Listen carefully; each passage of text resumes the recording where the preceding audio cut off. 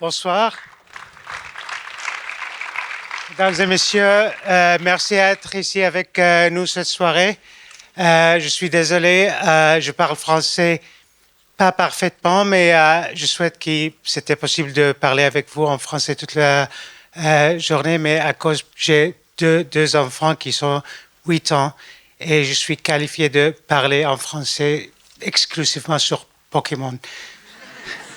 Ça marche pas peut-être pour aujourd'hui, je change en anglais. Good evening, ladies and gentlemen. Thank you for being with us tonight. My name is Tammam Aloudat. I'm the CEO of the new Humanitarian, a newsroom here in Geneva that reports on humanitarian aid and politics. And today we're going to talk about some of the issues that we've seen here, but also about primarily about how the private sector or the privatization of aid. And those of you who follow the news may have noticed that the US president has changed last year. And one of the first things he had done was to cut international aid. And that has had immediate repercussions. And of course, Philippe talked about the effect on people who worked in organizations like USAID, but I want to also talk about the effects on people who were recipients of aid. And the Lancet, a medical journal, has estimated up to 15 million people in excess mortality within 5 years.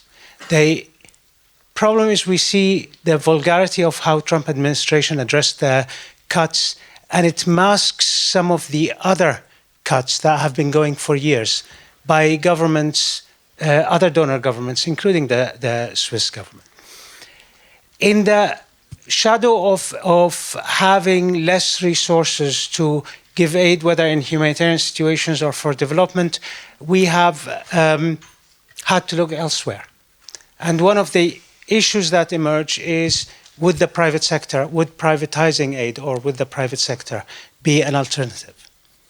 And it differs on where you sit and how you talk about it. And one of the things that we'd like to do today is give some of the examples and discuss the possibilities and the limitations and the parameters under which aid can be given differently.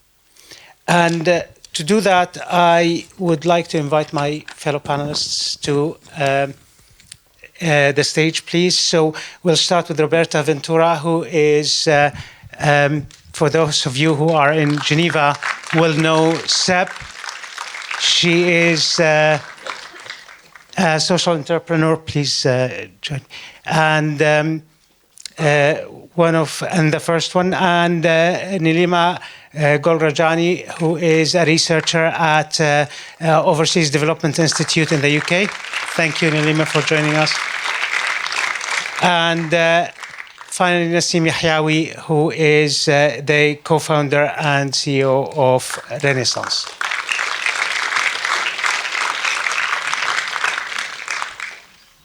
Please, thank you.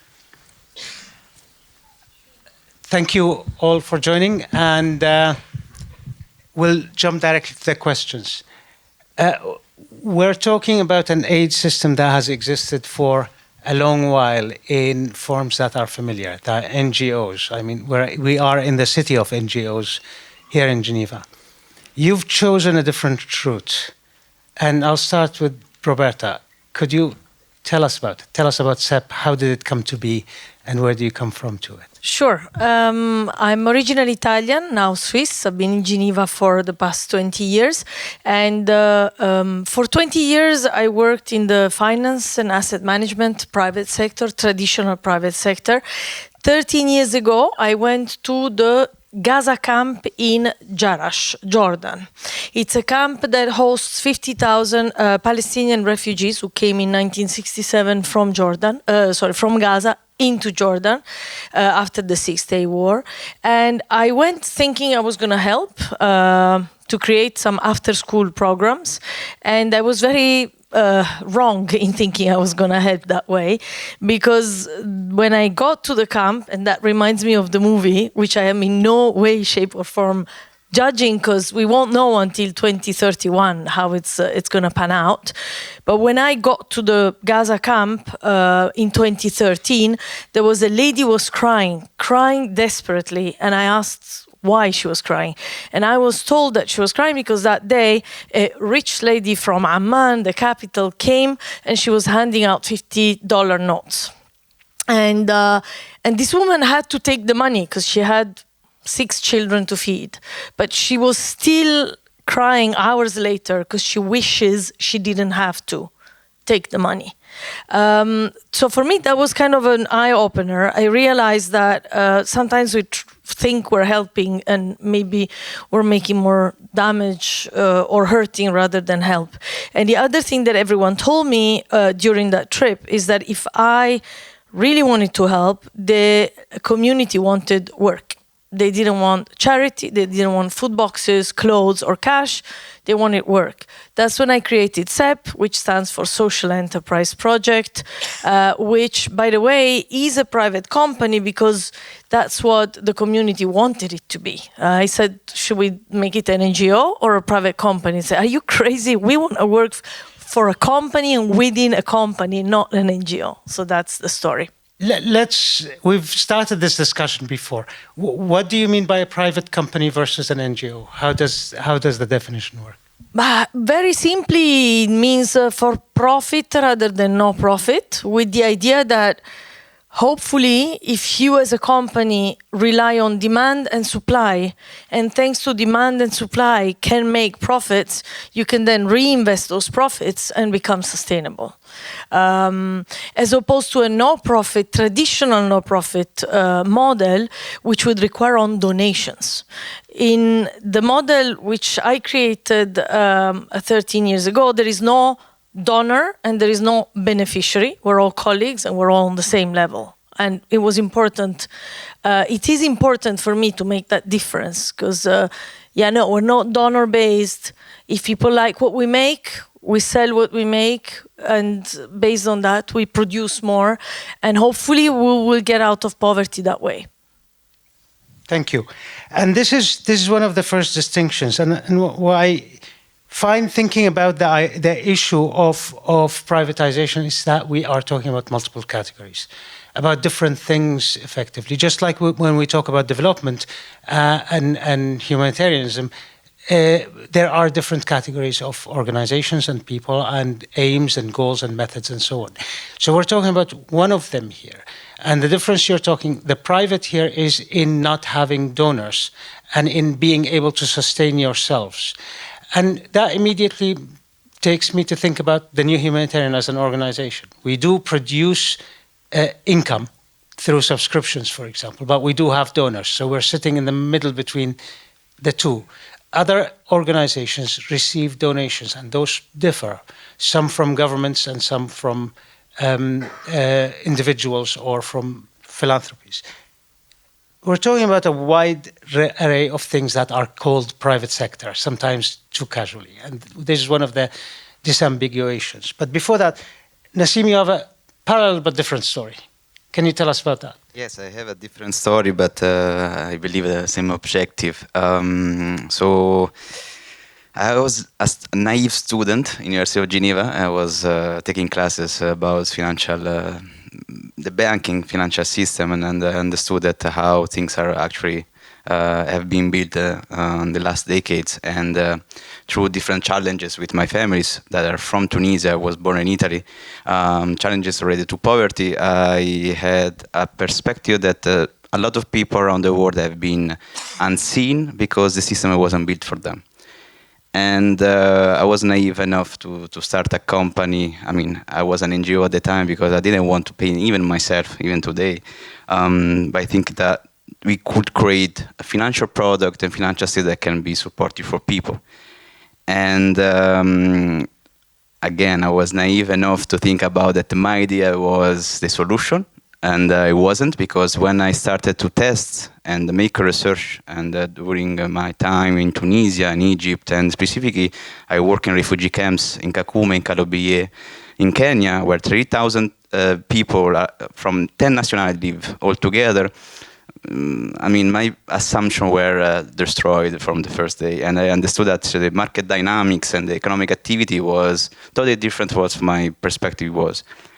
And yeah, during my yes. And what's the product? How has it changed the life of a person in a refugee camp, for example? Yes, so specifically by understanding the economic activity that is by the numbers from the World Bank is around $70 million per year, I understood that there are a lot of entrepreneurs that were actually creating jobs and providing for the community, even though that they are being assisted, of course, by the agencies. And unfortunately, lately, by the cut from the funding from the US aid, people have been categorized in different categories, and some of them, majority of them, not going to get any food and cash assistance anymore. So our product is very simple to make it understand. It's some sort of a Revolut for good. We digitalize transaction, and at the same time, we with our partner inject capital on entrepreneurs that can actually make an impact, not related just the impact related to the Agenda 2030, social, economic, environmental, but specifically creating jobs. We believe that jobs are fundamental for the people to create some sort of identity for themselves, specifically when they go far away from their own countries, specifically through the experience of war. And yeah, the salaries. I mean, salaries can be reinvested in education of people. And Kakuma Kalobia specifically exists since the 90s. So we have the second, third generation of people that are all together right now. And to immediately make a couple of distinctions. One of them is when we talk about a humanitarian context or a developmental one. There are places where there is a possibility of having jobs, and actually there is a local market that works. And there are places where there isn't. The last time I worked with Médecins Sans Frontières was in Darfur about a year and a half ago. And there isn't money to circulate, and there isn't anything to buy with the money. So we're talking already about a place where you can actually have economic activity. Exactly. I really believe that there is need to be a distinction from the different criteria to be an agency for aid, where you actually act in an environment that are affected by conflicts or the economic activity is not possible at the moment, where the distinction from another places like Kakuma that are established, and you have people that actually that have been working since years, they just need the capability to grow their services. The other distinction I'd like to make is, I mean, we have the nice private sector on this stage. In the sense of your intention in creating the businesses was to help people who are affected by an emergency. This is hardly, I mean, with most corporate private sector, you know, it would be very nice if they stopped doing harm rather than, you know, ask them to do well. And that, whether that is in exploitative measures or whether that is environmental effect or whether that is avoiding taxation, which is part of. But within the range of private sector, we've talked before about there are private sector that actually aims primarily at benefiting people. There are others who are socially responsible while trying to do benefit. And then there are models that are older, like philanthropies or private sector that acts as a catalyst. And Nilima, you worked on that. So what's the difference here when we talk about philanthropies that are part of a private business, but aim at distributing aid or money for aid?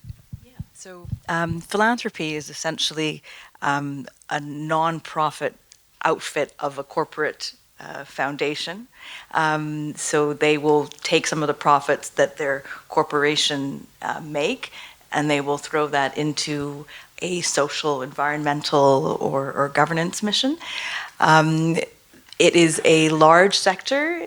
About the sector has grown tremendously in the last 25 years. We have 260,000 philanthropies that have set up only in the last 25 years. Per annum, They provide about $12.5 billion a year, the 32 largest philanthropies in development. That is only about 17% of all public money that is given as foreign aid. So they by no means match the scale that governments of wealthy countries like Switzerland provide for development and humanitarian purposes.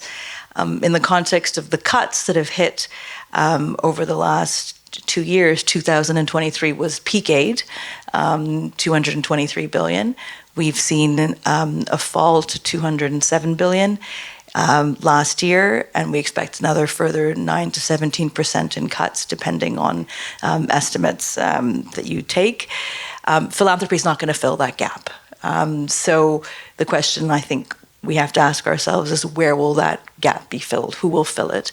I don't think the private sector is the substitute we would want either, because I think there are certain development challenges that the private sector just cannot solve.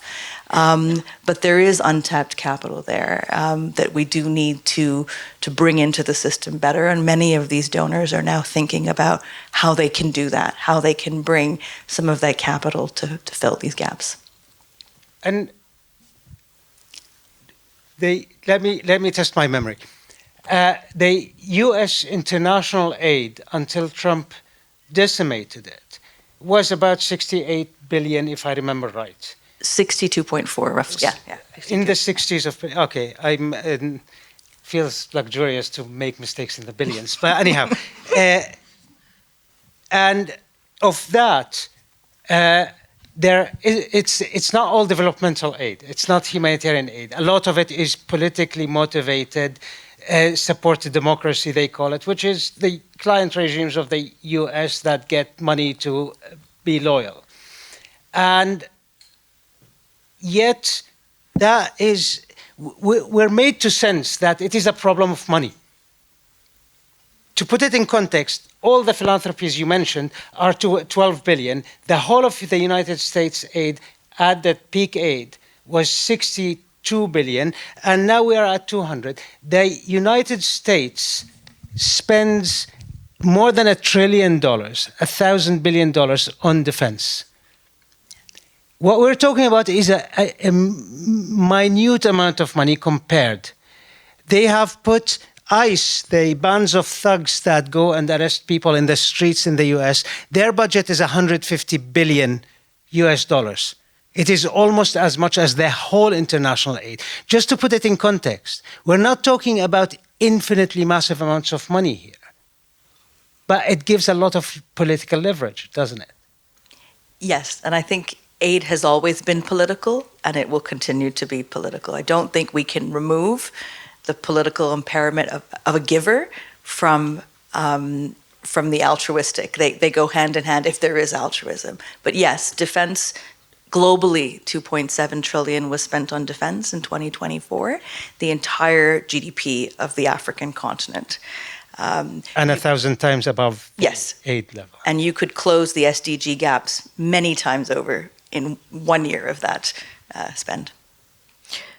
Yeah, maybe, again, going back to a small example, but also the 30 years I've been watching and working in both the for-profit and with the development, in the pure development field, I think that we are all conditioned mentally in putting things in boxes. And we all think that private means bad, greedy, money, abuse.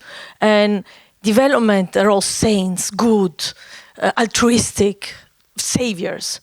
And honestly, trust me, I have plenty of examples of very good people in both boxes and very bad people when it comes to planet and impact on other people in both boxes. What I do strongly believe in is that it's the collaboration across those two boxes, which is something that we are really culturally limited. When we see it, we get nervous. It's kind of the two boxes don't trust each other. I think it's a pity. I'll accept absolutely. There are good people and bad people in both boxes. But we're not talking about individual people. We're talking about the system. And as someone who may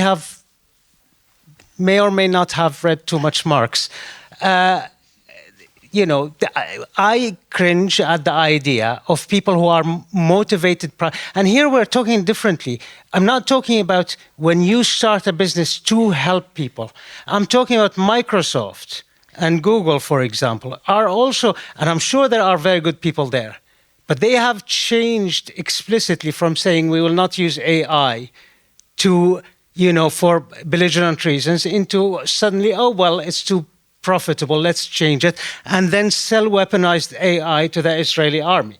I agree 100% with you on that, but I also think, wouldn't it be nice to, first of all, start forcing private and public or for and non-for-profit working together in a way that we can measure and we can check, but also wouldn't it be amazing if one day there were rules, incentives to turn bad legacy businesses into good ones? Why not? What incentive would work better than profit for them? I'm thinking, profit doesn't have to be at the expense of people and planet. I really strongly believe it does not have to be. Big corporation is one of the examples that is becoming a bit mainstream, but there are plenty of examples. I think that when the two points of view and the types of businesses come together, they bring things to. There are things that businesses cannot do without the government and the humanitarian sector, and vice versa. And ideally, really, in my lifetime, I would love to see, just like, polluting factories suddenly had to buy CO2 credits to offset the pollution that they were generating.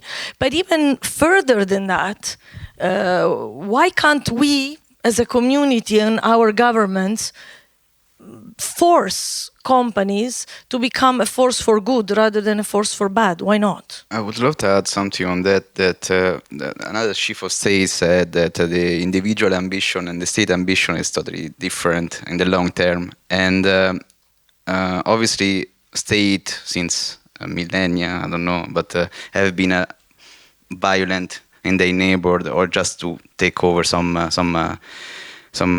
product or energy point that are necessary for their own growth, their own well-being. And something that should be aligned on the governance, that system change, evolved with the time and evolved with the different organizations that are being in place. And having big company legacy as the one that I may mention it, the only way to align them is to get back to the roots of the system, who is producing money and why we're talking about money that much and profitability. And this commercial financial institution that actually producing money from our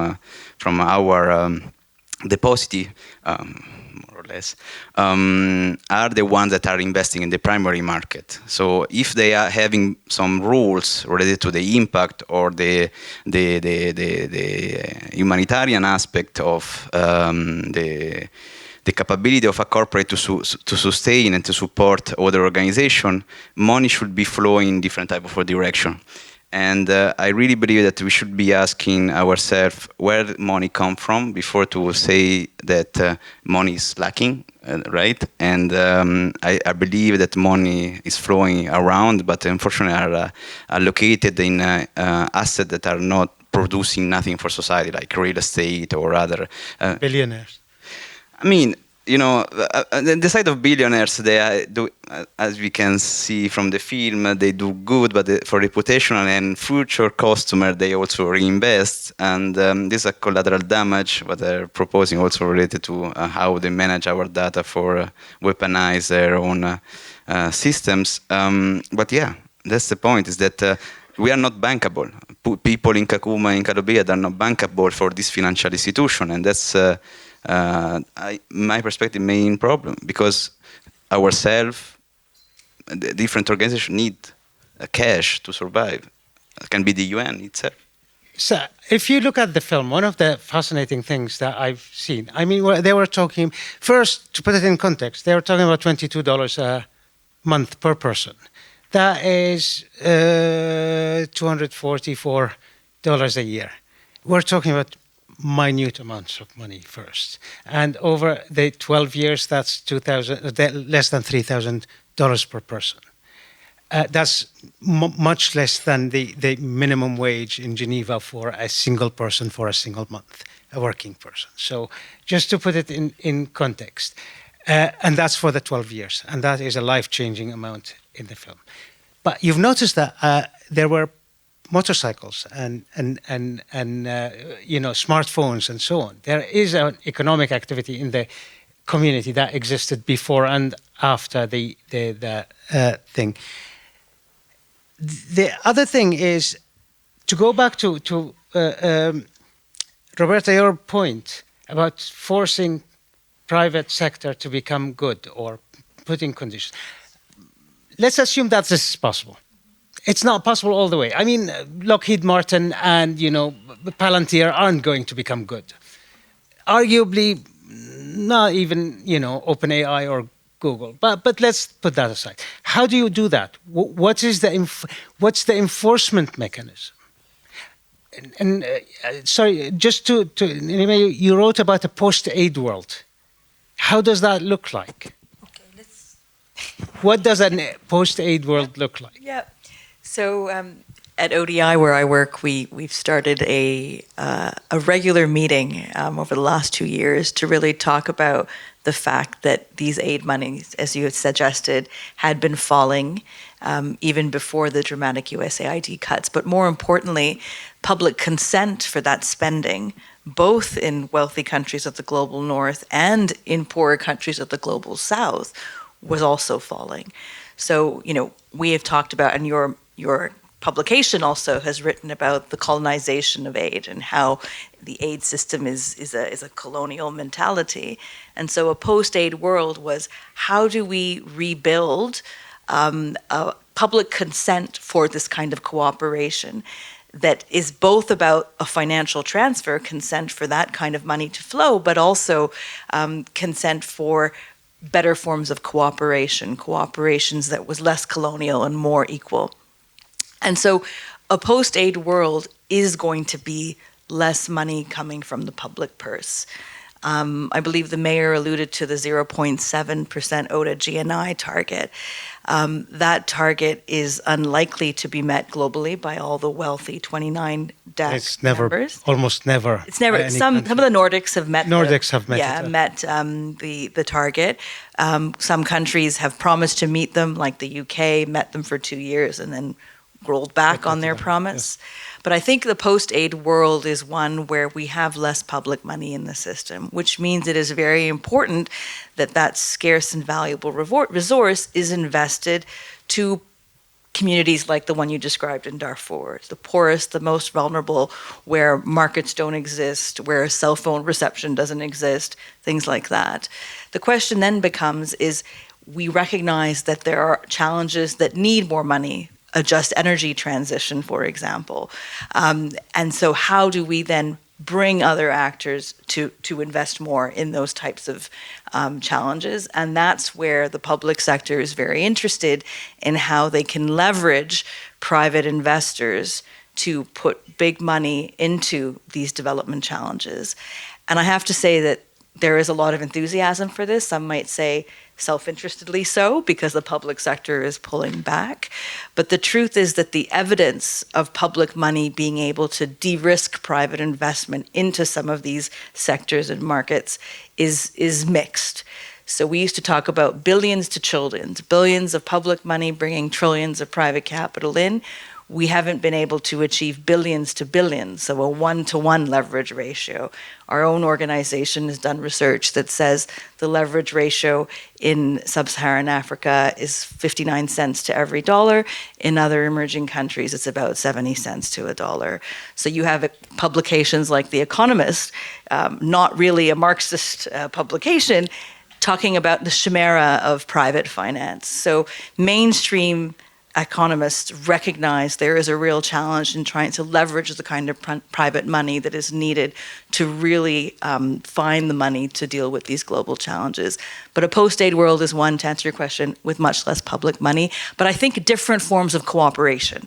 So northern wealthy countries have something that maybe they can use, which is political leverage. There are important rules of the game in the global system that can help the emerging South really grow. Is there still any rules in the game now?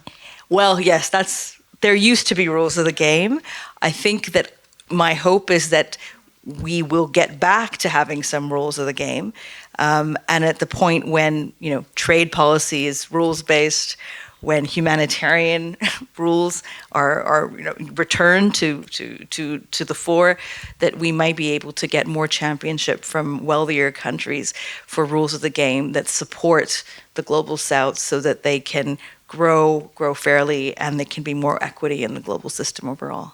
I mean, after Palestine and Iran now, I don't know that I would imagine the global South regaining trust in the rules-based order, but that's a whole different conversation. But sorry, Roberta, I jumped ahead of you. You are going to say, how do we, like the non-hopeless corporate world, how do we create an accountability mechanism that, and that doesn't work with the, just to be clear, neither the public sector nor the NGO sector has a functioning model of accountability now. Not that we're asking them to live up to what we're doing, there's hardly any accountability. But at least in the humanitarian development sector, we say that we are committed to neutrality, to impartiality, there isn't the same in the private sector. What would prevent them from being exploited? No, okay, this is a subject maybe for a whole PhD study or maybe for a whole course at the university, which we may not be able to unravel tonight. But maybe let me answer from the bottom up so that it's, again, a little bit kind of interesting because it's relative to my experience and what I see. I think it's strange, it's interesting, it's telling that for a social enterprise as we are with 13 years of a lifetime, our biggest challenge is not operating inside the refugee camp where 90% of the population live below the poverty line, where for 4 generations, these people have not had jobs for 4 generations. No, that is not the challenge. The quality of the production is the highest international standards. We've never been late on a delivery. I am beyond impressed by what we managed to create as a team inside the refugee camp, a 1967 refugee camp. So that is not the challenge we're facing.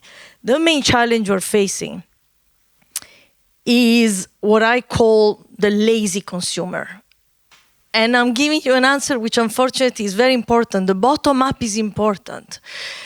We sell premium products, which are premium fashion and home accessories, which are hand embroidered by artists who happen to be refugees. And while our customer base is what I call the conscious consumer, they are a minority out there, worldwide, of the consumer. That is the problem we have to face first before we get to the big picture incentives for big corporations. If clients don't care, the big corporations have no pressure. So observing for 13 years, thousands and thousands of consumers in the 5 shops that we have, on the website that we have, where we have thousands of visitors, I can tell you that the conscious consumer that we speak to is a tiny minority, and we have 3 types of consumers out there, which might speak to a lot of us in the room. The 3 types of consumers are the skeptics. So, it's a private company working with refugees. Certainly you're abusing and trying to make money off of the back of the vulnerable population. And okay, some of them give us a chance to explain in what way this is not accurate, but many, they just kind of move on. Then we have the snob. Oh, a premium product made by refugees? Surely if it's made by a refugee, it should be cheaper. Okay, that's the snob. And then we have the vast majority of consumers out there, which I call the lazy consumer. The consumer who does not care. Who makes what they buy and what impact the way they spend their money has on other people and on the planet. And as long as the vast majority of consumers fall in the lazy category, it's going to be very hard to achieve what we are discussing, i.e., a set of incentives, rules, whereby the big corporations have to live up to ethical standards, which right now nobody is asking from them. So this is absolutely fascinating, because we're not talking here about us, your consumers, and ours, because I'll give a parallel. I mean, you live in Geneva. If you wanted to go for lunch a couple of times a week out of your office, that's at 20 francs. And people do it all the time. And for us, where we actually produce journalism by journalists in crisis in their communities, local journalists, a subscription of 5 francs a month seems to be, a breaking point for most people. It boggles the mind. I mean, everybody will pay 20 francs a month for Claude subscription, so they can't cheat on their, essays, but 5 francs for real journalism. It is interesting. And I genuinely don't understand the psychology of it. But what's your way of addressing? I believe it's cultural, it's decades of somebody is going to take care of this. It's the public sector that needs to take care of all the problems. What does it have to do with me? It's kind of this cultural thing that we don't think that with everything we do, the 5 francs or the 20 francs we spend, we are empowering other people and we are empowered to make a difference. I think that somehow, and this is why things like the festival, the FIFDH are very important, because you kind of bring to Geneva, you force Geneva to face the fact that there are human rights that are being challenged everywhere constantly, and that each and every one of us should really feel that little urge to make a difference. And the urge could be the 5 francs for a subscription, absolutely. But to go back to you, Nasim, I actually trust states even less than I trust corporations. So the comparison was not necessarily right. In the sense of the moment they got a way out of, the moment Trump covered up, everybody stopped funding. I mean, even in Trump cut, let me put it in context, PEPFAR, which was created under George W. Bush in 2004, saved one of the few things that the US may have done well in its history, saved millions of lives of people who suffered HIV. It was conditional. It required people to buy drugs from the US, but it saved millions. And we have lost lives of tens, if not hundreds of thousands of people living in HIV in the past 12 months since Trump cut the AIDS funding. You'd think something as simple as that, the other states will jump and cover that gap. No, including the Swiss government has cut actually funding to UNAIDS, one of the agencies of the UN. So it's not a matter of comparison, but it's a matter of building on that, the consumer that is conscientious. And a reminder, in the early 2000s, the boycott on Nestle was what changed policy on products for children in developing countries. The boycott on the pharmaceutical companies that tried to sue South Africa was a massive. Why aren't we able to mobilize people who are the consumers? What do we do to do that? I would love to make an example in Kenya, for example. Now they issue the Shirika Plan. So the Shirika Plan, the public itself, from differentiation of the problem, from the cutting of the funding, also the movement of the local population, host community in Kakuma and Kalobeye, they issue the Shirika Plan to include socially and economically the refugees as integrated population of the Kenyan government.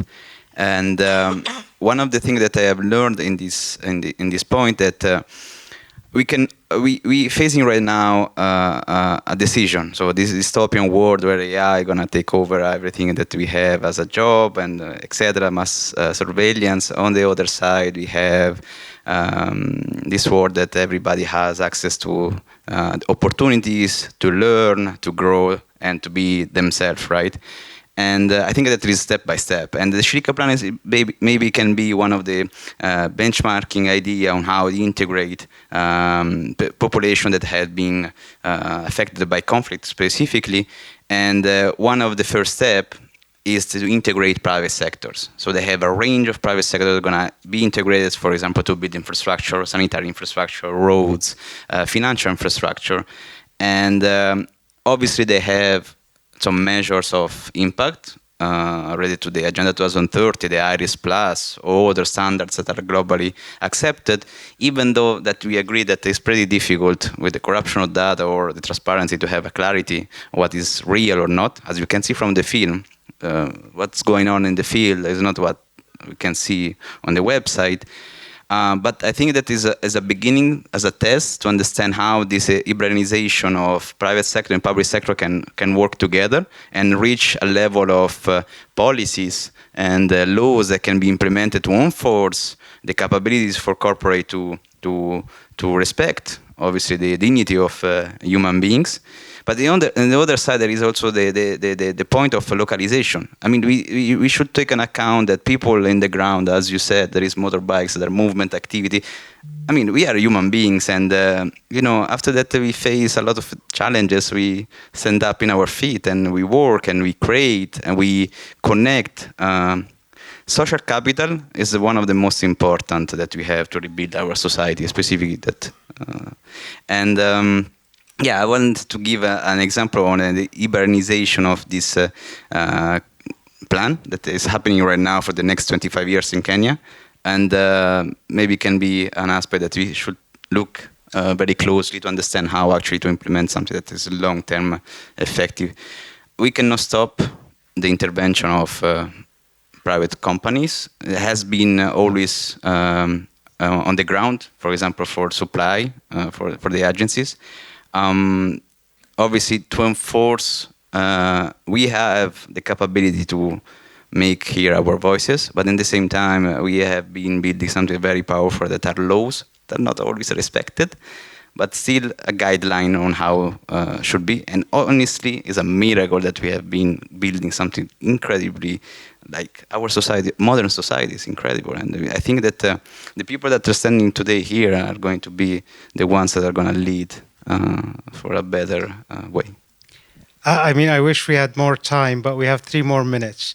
And one of the things is, I mean, part of the discussion that always I struggle with is that we mix terms. I mean, obviously, markets are not exploitative by nature. Capital, accumulation of capital for profit is traditionally seen as exploitative by nature. We cannot judge the intentions of people. And I accept that, might like or not like a category, but I can't judge them. They might be doing the right thing. I might be having my blind spot. But the measurement, Roberta, you talked about measuring stuff, being able to establish whether there is a net good out of an intervention. And that should apply to non-profit, profit, or public sectors. How do you measure net good? There can be very sophisticated instruments. Back to my CO2 example, where you can buy credits that offset the CO2 that your factory creates. You can buy social impact credits eventually. You will be able to buy social impact credits. So there will be sophisticated ways to quantify impact, and not just on the planet, but also on people. I think before we get there, we need to see this bottom-up movement, first of all. 2, I think we really want to see a lot of examples of public and private working together as a force for good, because those will be, I believe, good intermediate steps. Small example, but with massive impact. COVID. We're in Jordan. We're operating in the Gaza camp. Jordan is a cash-based economy. The government freaks out. They don't want cash to go hand by hand because it carries the virus. So what do? we get a call from the former governor of the central bank, Jordan Central Bank. She's very aware that refugees in Jordan are non-bankable. They don't have bank accounts and therefore have to live off of cash. And she says, how many embroiderers do you work with? At the time it was 500. Said, okay, if I put you in touch with the mobile wallet operator and the central bank signs a weaver so that a refugee can open a digital wallet. How does that sound? I said, let's do it. It was COVID. We had them come to the camp, get all the permits to get to the camp. Small groups of 5 by 5, 500 ladies were trained with the kind of big ticking of the box from the very top down on how to use the smartphone for their digital wallet. And by the end of COVID, they were all fully digitalized and banked. They had bank accounts. And today, any refugee in Jordan who wants to open a digital wallet can, because we created that precedent. It's a silly little thing. They came out of 2 people talking on a 10 minutes conference call, and a clear example of where actually there was no money. There was no transaction, there was no contract. We had the ladies that the central bank needed to start with as a pilot. We want to see so many more of those examples because, that's going to build the mutual trust as well. Thank you very much, and thank you all. I regret that we're out of time, but I would like to invite Martina Weber, who is the responsable secteur coopération internationale in Caritas, our host today. And she has been listening carefully, observing and writing notes, and we will hear her. Please. Yeah, it's true. Thank you so much. And I wish the conversation could on-go, and maybe we can also bilaterally or multilaterally continue that conversation. I mean, many of the things said, I feel very much in the same boat. We all have the aim to make people benefiting and focus on the people and on their needs, what they have. And we also talked about systems and that they either help or hinder them in progressing. And for me, one of the key questions is really, is our cooperation model or the models we built, did we build them for the people or also for the systems who created them? And that, I think, is very much what we also saw on the stage. And we can feel this tension in the ecosystem. If you are working here, it's it's very much seen, and I fully agree that there is better cooperation needed, and that there are the 2 boxes. Maybe there are even more than 2 boxes. I guess there are many more boxes, but yeah, we need to make sure that here trust is built and that the collaboration of these different boxes actually makes a better cooperation and a better outcome for the people.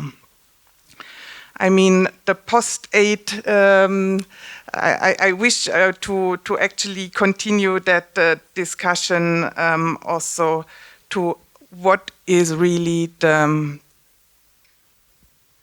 the trigger point to have a better system in the cooperation.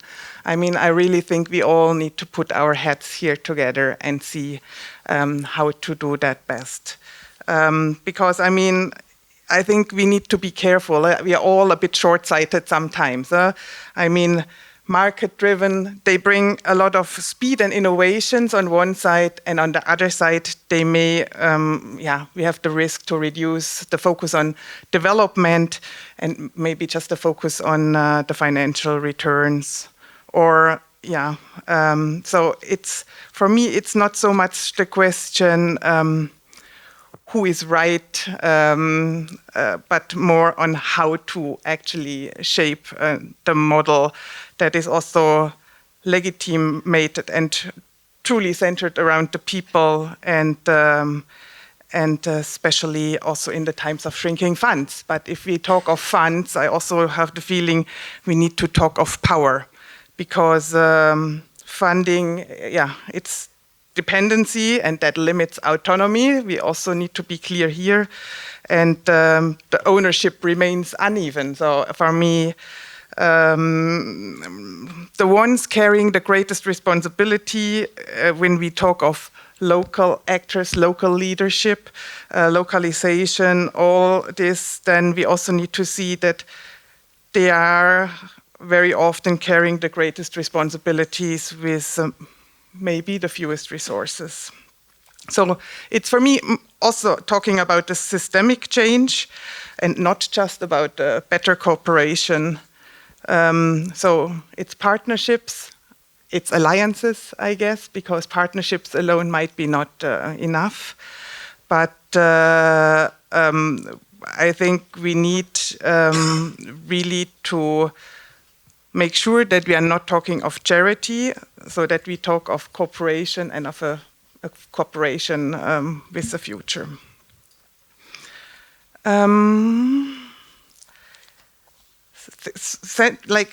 Mentioning not bankable. I found myself in it because also Caritas, we collaborate with the private sector, and we want to try to connect the different players. And very often we get the feedback, it's not bankable, because it's still the amount of aid is still too much. So the question is always, why is the differentiation so much between aid and investment, and how can we here get a better way? I really believe here we need to progress.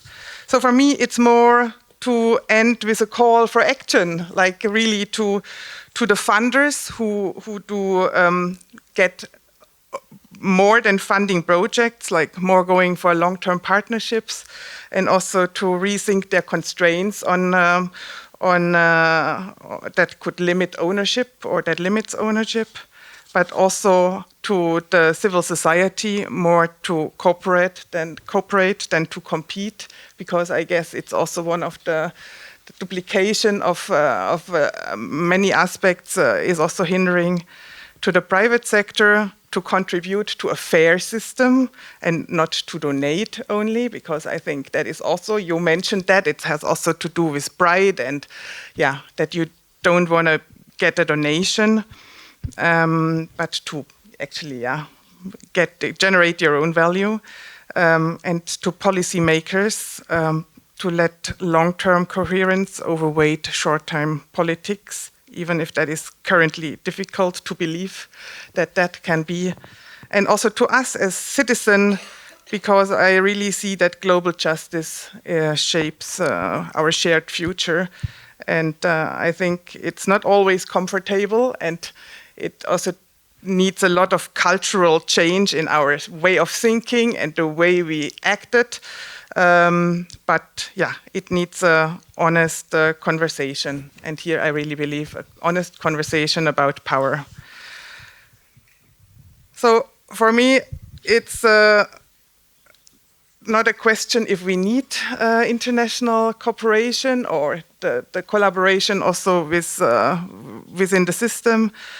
It's more the question if we can afford a world without it. And I really think the solidarity is a foresight, and we should, Thank you. Thank you very much, Martina. Thanks. We're going to have a few minutes of opening the ground floor if there are any questions that you would like to ask the panelists and share with us. Yes.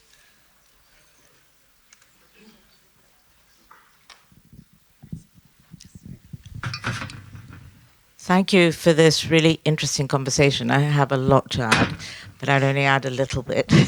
So I just want to tell a little story. When USAID cut its close the hangars with the medication in Africa, I was speaking to one of the project owners that we work with.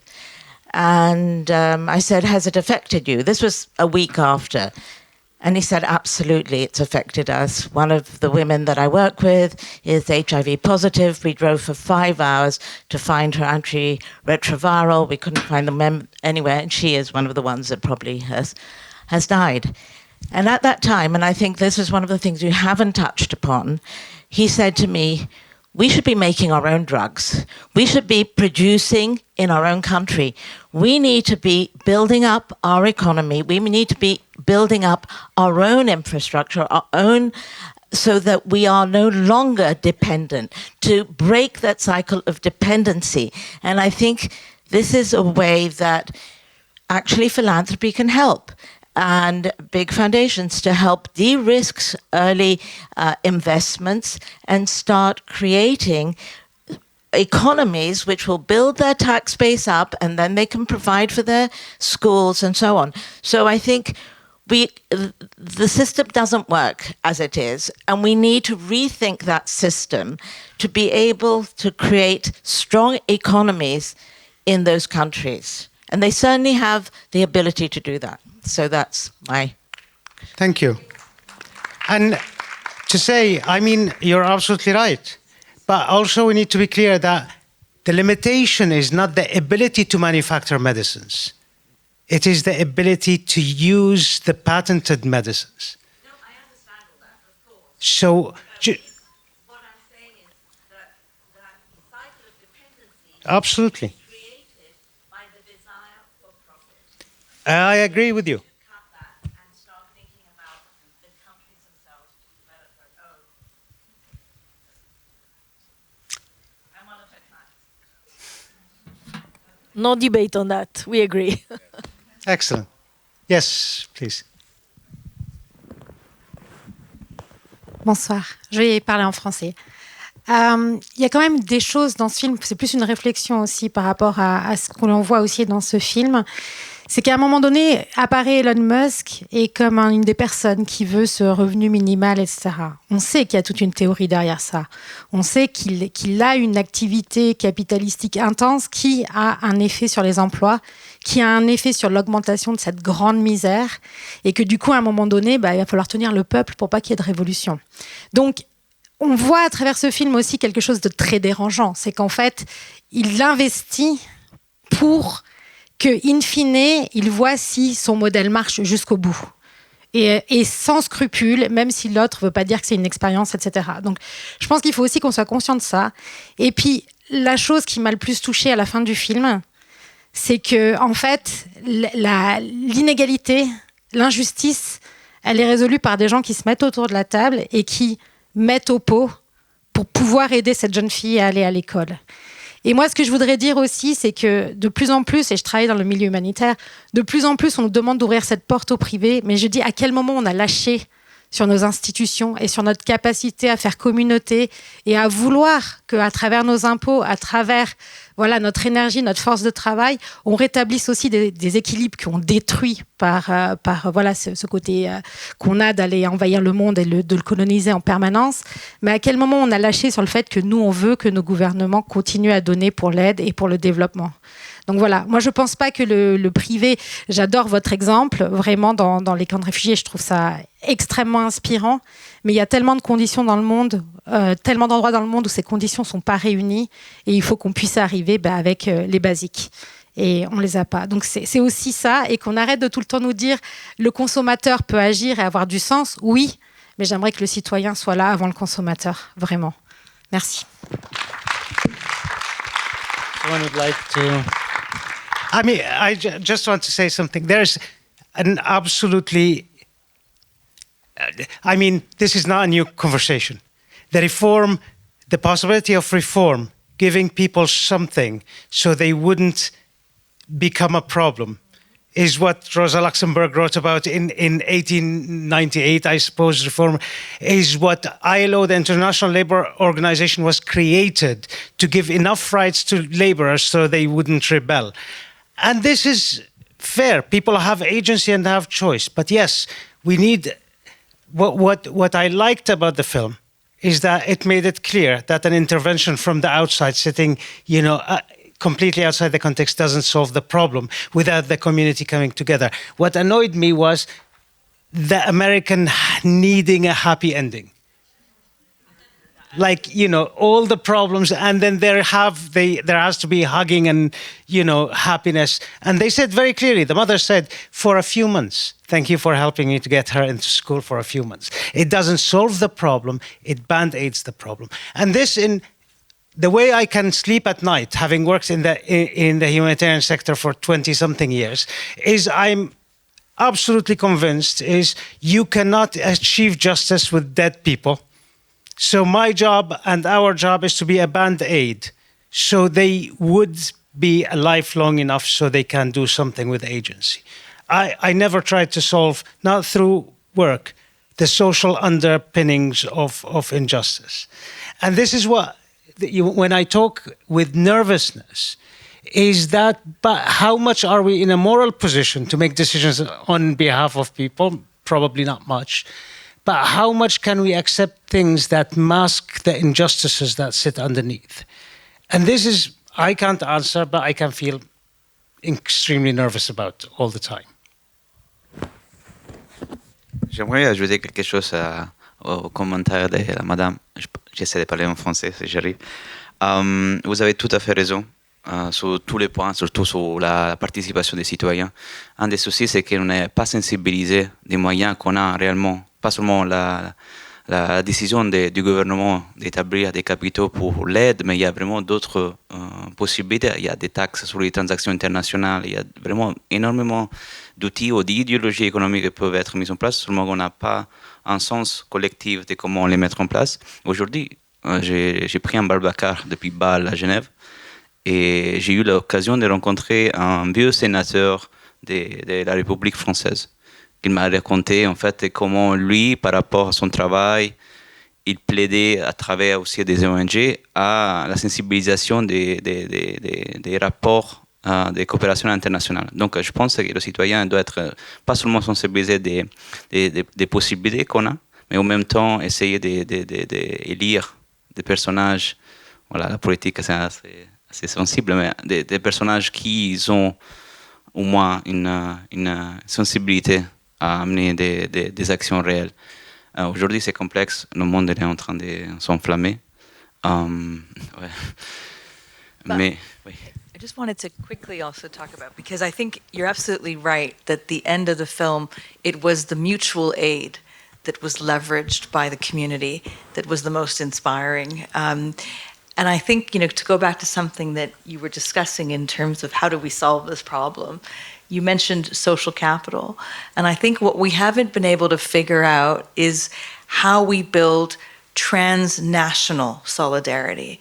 I think the truth is, going back to Marx, is, we haven't been able to build class identity across national borders so that the poor laborer in a slum somewhere in the informal sector feels common cause with someone in the Midwest of the U.S. in the manufacturing sector who is earning, minimum wage at best and struggling to survive and pay for their health care. And so I think the question to this, how to solve this problem, because we have had the withdrawal of public consent for aid money, is how we build those transnational solidaristic links. Right now, I see those links largely formed with smaller communities working together, but how we build them cross-nationally is the solution for me to this challenge. No, maybe from me, one point to the last comment is I share the same frustration that our country, that we cannot rely on our governments and our countries, both, I'm thinking my Italian passport and my Swiss passport. We cannot rely, and it's very sad, on our governments to do what is right on our behalf and also with our tax money. But also I am deeply aware and frustrated about the fact that our government represents who we are. That means we vote these people. And so if we are unable to vote constructively, then, and that's what I meant by the lazy consumer. And it's not about my scarf that not enough people are buying. It's the same way that we are voting. We're voting in a lazy way, probably. So in that sense, I want to go back to thinking that each and every one of us really has a huge responsibility, especially in the current big mess that we're in. Yes. Yes, and maybe we can also go back what Philip said in the beginning. I mean, the disconnect between the aid system and the people. And I mean, the people in Switzerland or in our society, as well as partly the people who are receiving. I think there is... yeah, we can feel that. And I mean, especially now working for Caritas Switzerland, who receives donations, but not only from private donors, also from foundations or also bilateral or multilateral funding. I mean, we see that really also as one of the big challenges, that the solidarity and also the power to fight that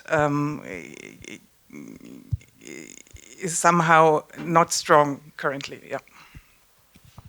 Thank you. Do we have any other questions? Yes, Philippe.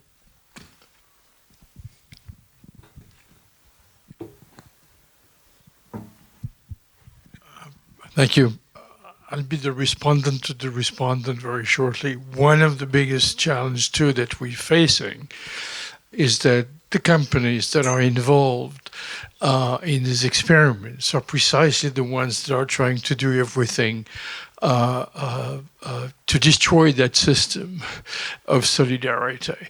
That essentially the techno power and the tech bros in Silicon Valley, through various means, are indeed destroying real links, creation of a thickness in our human relationships that are huge obstacles to what we need to achieve if we want to lower the tension and get to some kind of social justice. Thank you. So yeah, I would really like to say that I don't think we need to settle for cash, giving cash to poor people. I think we should aim for more, and it's dignity that should be a priority, definitely. Agree. And just to say something about the class solidarity that you've talked about, and you mentioned the decolonizing, and big part of it is what is the colonial mentality of aid, and part of it is the paternalism. There has been good research about why is it different to give basic income to your citizens and to other citizens. There is a fundamental difference even if the procedure is the same, because your citizens have a recourse to vote you out, to hold you accountable. You do it in a different country, they have no recourse. You have eliminated the element of accountability. And this is what we've seen. The guy who is deciding who lives and who dies effectively, on behalf of them without a consultation. They are told vaguely that we have a process. This is a problematic aspect of aid, of efforts like this. There's no democratic feedback. The other thing is, in some of the schools of decolonial thought, like the Latin Americans, don't talk about the global South and the global North. They talk about the South and the Souths in the North, which means there is a direct causal effect and link between people who don't get aid in the United States, don't get healthcare in the United States, who are discriminated against, people who are discriminated against in Europe, and those who are discriminated against globally. There are similarities, and this is part of the link that gets lost. At this point, the far right is winning the game because the normal class solidarity is with Labour, and Labour now is effectively voting xenophobic far right in most of Europe. So it is a significant battle that goes beyond designing projects. There is a social project behind it. And we talk about solidarity, and solidarity is not liking people or wanting them to. Solidarity is standing with them on their terms, not on ours. And I think that is a significant difference. And this is why what you did, Roberta, is standing with people on their terms. You said they wanted this, and this is what they wanted to do it like. And that is entirely different from a project where I decided on their behalf, even if it does well, and I'm happy it does well. So those are the things that we still have to haggle with. And thank you very much for. Yeah, and I agree. Decolonization starts with listening and respecting other people's needs and opinions. Yeah. For sure. Thank you very much for staying so late. Much appreciated. And many thanks to my panel and to our hosts and to Philippe who organized us all together. Thanks.